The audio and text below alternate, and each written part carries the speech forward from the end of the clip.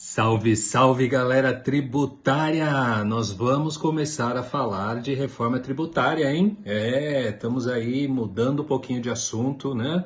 Faz muito tempo que a gente está falando de GIA da FD, de Bloco K, de ST, mas principalmente GIA da FD, né? Agora a gente está dando uma acalmada no tema GIA da FD para começar a falar de reforma tributária. E por que nós estamos dando uma acalmada em GIA da FD? Porque o ano que vem vocês já precisam começar a se preocupar com reforma tributária. Sérgio, como assim o ano que vem? Reforma tributária não é só lá em 2033? Não, 2033 é o final da reforma tributária, mas a reforma começa em 2026. E aí você pensa, mas tem um ano ainda pela frente, só que o ano de 2025 é para você se preparar. Então eu vou te trazer os conteúdos aqui para a sua preparação. Então, para começar a nossa conversa de reforma tributária, eu já quero adiantar uma coisa aqui para você. Quando se fala em reforma tributária, dá a impressão que vai haver uma reforma em todo o nosso sistema tributário. Só que não. Por quê?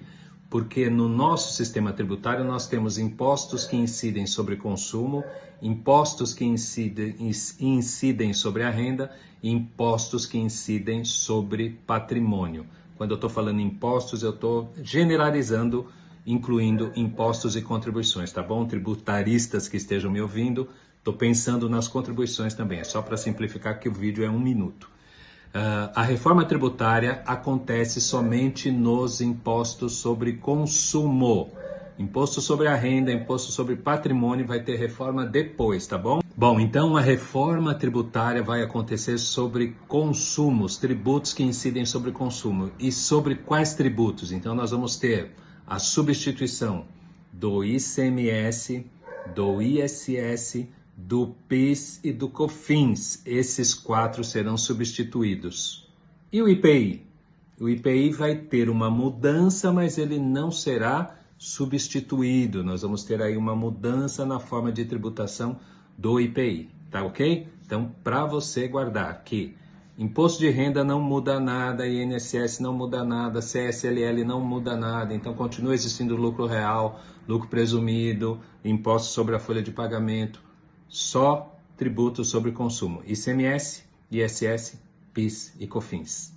O que é que nós teremos de novo na reforma tributária? Teremos alguns tributos novos. São os seguintes: CBS, Contribuição sobre Bens e Serviços, IBS, Imposto sobre Bens e Serviços, e teremos ainda um complemento que é o Imposto Seletivo.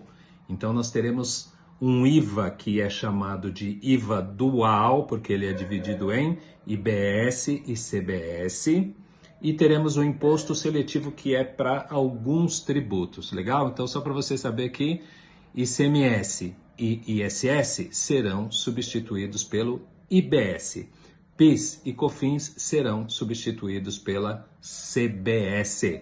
Entendeu? Gravou? Tem dúvida? Me chama. Em relação à legislação de reforma tributária, o que nós temos? Por enquanto está em andamento a votação do PLP, Projeto de Lei 68 de 2024. Esse projeto ele já foi votado na Câmara dos Deputados. Eu sempre fico em dúvida se eu vou falar Câmara ou Câmara. Câmara dos Deputados já foi votado lá e está em votação no Senado Federal. Quando ele volta do Senado, se teve modificação, volta para a Câmara de novo, a Câmara vai ver o que tem que fazer lá e aí libera, tá bom? Mas nós já estamos estudando e trabalhando em cima do projeto de lei 68 de 2024, que tem nada mais, nada menos do que 499 artigos. Então, quando você tem dúvida, será que eu preciso fazer curso mesmo? Será que não basta só esses vídeos aqui? Não basta, é muito artigo para você estudar. Vamos falar aqui agora sobre incidência da IBS e CBS, né? É uma mudança muito radical para nós. Por quê? Porque agora o imposto, ele incide no destino. Então, quando a gente for pagar IBS, quando a gente for pagar CBS, nós vamos pagar para o local de destino da mercadoria, não é mais o local onde está onde está o vendedor, onde está o remetente. Isso para nós é virou de ponta cabeça, porque a gente está acostumado há 1000 anos que o imposto incide aonde está a empresa, onde está o vendedor, onde está o remetente. Não é mais assim. Agora o imposto vai incidir sobre o destino, para onde eu estou vendendo a mercadoria, tá? Não fica nada mais no estado do remetente. Louco isso, né? Maluco, eu também estranhei bastante. Agora eu quero falar um pouquinho com você sobre alíquotas, né? O que vai acontecer com a alíquota? Porque tá todo mundo preocupado, quanto eu vou pagar, quanto eu vou pagar, quanto eu vou pagar. Bom, seguinte, por enquanto nós temos uma alíquota prevista de 26,5%, que já estão discutindo aí, dizendo que talvez ela já esteja em 27,97%, mas é nessa faixa aí, dos 20 e poucos. E essa alíquota ela será dividida entre estados, municípios e governo federal. Então, desses 26,5%, ou a alíquota que for definida, né, lá no final, esses 26,5% vai ser dividido entre União, estados e municípios. E aí existem os mecanismos para que isso aconteça, tá? Vamos falar sobre crédito agora? Vamos lá? Bom, então falando sobre créditos, o que a gente tem de novidade? O crédito agora é amplo. Você vai poder se creditar de material de consumo. Tu acredita nisso? Você acredita que vai fazer crédito de material de consumo? A gente sonhou com isso há muito tempo. Tem regra? Sim, tem, claro que tem regra, né? Não é assim, não é bagunçado o negócio, tem as regras lá, mas a grosso modo, né, falando aqui rapidamente, você vai poder se creditar de material de consumo, então é um creditamento amplo, ampliou a base de aproveitamento de crédito. Depois você vem comigo aqui para eu te explicar e você entender direitinho como é que vai ser isso, aproveitar crédito de material de consumo. Mas agora pode. Split payment. Não entendeu? Quer que eu fale de novo? Split payment. Eu não fiz inglês. Mas split payment é uma expressão que você vai se acostumar a ouvir muito. Por quê?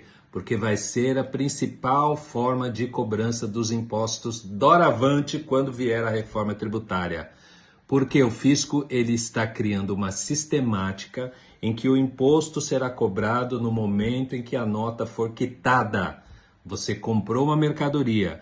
Quando você pagar essa compra, o governo já vai subtrair o valor do imposto dessa operação para que não haja aí o risco de não ser pago os impostos, não serem pagos os impostos, tá? E essa modalidade se chama split payment. Vai fazer parte do nosso vocabulário daqui para frente. Cashback. Cashback. Você pensou que era só split payment que tinha de diferente na nossa língua? Não, tem também um sistema na reforma tributária chamado cashback. O que é o cashback?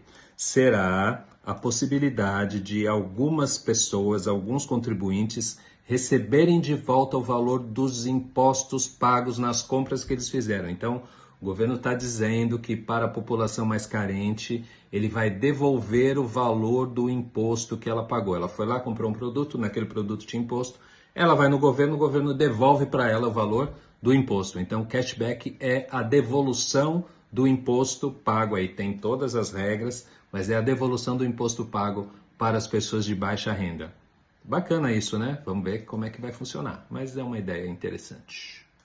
E para a gente encerrar essa rodada aqui de informação para você, nós vamos falar do Simples Nacional. As pessoas têm me perguntado, Sérgio, o Simples Nacional continua? Sim, o Simples Nacional continua. No projeto de reforma tributária, nós vamos ter toda essa mudança, mas o Simples continua existindo. Então, o Simples Nacional, ele vai poder continuar recolhendo seus tributos lá dentro do DAS, o documento de arrecadação do Simples Nacional.